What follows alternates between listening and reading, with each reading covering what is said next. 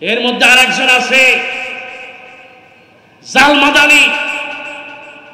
আমি কোনো মাহফিলে সাধারণত কারো বিরোধিতা করি না, কিন্তু সময়টা এমন হয়ে গেছে কিছু ভুয়া মাদানি বের হয়েছে। এর মধ্যে এক নম্বর টাটকা ভুয়া মাদানি হচ্ছে আব্দুর রহিম মাদানি। কথা ঠিক।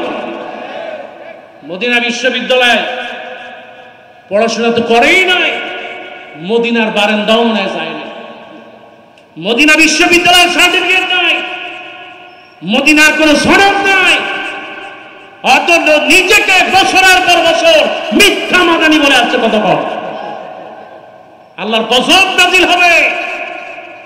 এখন এই জাল মাদানি সে আবার কবর পূজারীদের সাথে হাত মিলেছে। মুসলমান ঠিক কিনা? মুশরিকদের সাথে আমাদের কোনো সম্পর্ক, প্রতিবেশী হিসেবে যারা হিন্দু আছে আলহামদুলিল্লাহ তারা আমার প্রতিবেশী। রাসূলুল্লাহ প্রতিবেশীকে মহব্বত করতে বলেছেন, আলহামদুলিল্লাহ। রাসূলুল্লাহ ইহুদির লাল দেখে দাঁড়ায় গেছেন, সুবহানাল্লাহ। কিন্তু যারা মুসলমানের ভিতরে থেকে ইসলামের বিরোধিতা করছে, ইসলামী আন্দোলনের বিরোধিতা করে, সহি আকীদার কথার বিরোধিতা করে, যারা সহি নামাজের বিরোধিতা করে, মনে করতে হবে ওরা যত বড় আলেম হোক, ওরা জালেম, স্বৈরাচার, ওরা মিথ্যাবাদী, ওরা স্বৈরাচারের দোষর, এটা কোনো সন্দেহ নাই। বাবা ঠিক। আপনি জাল মাদানি, আপনার ইতিহাস আমাদের জানা আছে।